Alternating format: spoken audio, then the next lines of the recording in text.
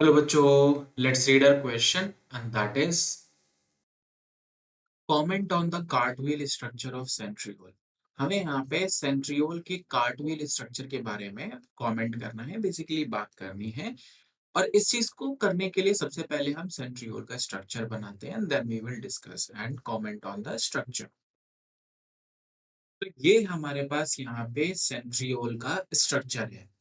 इस चीज को समझने से पहले आपको ध्यान रखना है कि जो सेलुलर ऑर्गेनेली होती है जिसमें सेंट्रियोल प्रेजेंट होता है, वो होता है सेंट्रोजोम। एक सेंट्रोजोम में हमको दो सेंट्रियोल मिलते हैं जो कि एक दूसरे के परपेंडिकुलर अरेंज होते हैं। These two centrioles are arranged perpendicularly. अब अगर हम इस स्ट्रक्चर की बात करें तो यहाँ पे आपको ये कार्टव्हील स्ट्रक्चर दिख रहा होगा, और इस कार्टव्हील स्ट्रक्चर में हमें यहाँ पे ट्रिपलेट्स मिलते हैं। 9 triplets, this is one, this is two, this is three, 4, 5, 6, 7, 8 and 9। There are total of 9 triplets.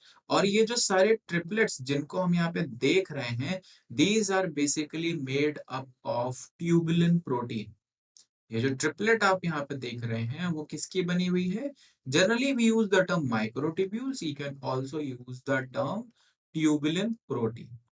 इसके अलावा यहाँ पे हमारे पास ये कैरेक्टरिस्टिक पार्ट होता है, जैसे आप यहाँ पे देख रहे हैं, this is the spike protein. और इसके अलावा इसके सेंटर में भी प्रोटीनेशियस रीजन होता है। बेसिकली सेंटर का पूरा ही रीजन आपको प्रोटीनेशियस मिलेगा, और ये जो रीजन है इसे हम कहते हैं hub. This is also made up of protein. So there are 9 triplets.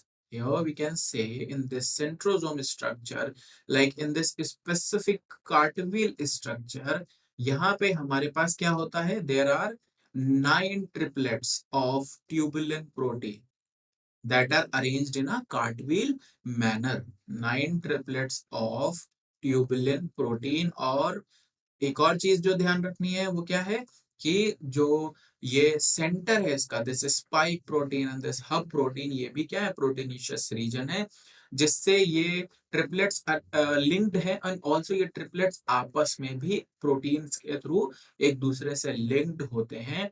और as we are talking about the centrosome, remember its role is specifically in the cell division and also specifically during the we can say anaphase, जबकि दो chromosome जो होते हैं opposite poles पर move करते हैं, तो यही क्या करता है? उसको एक अप पोल्स की तरफ खींचता है, and that is the role of centriole. I that is the role of centrosome, we can say. I hope this will help you. Thank you.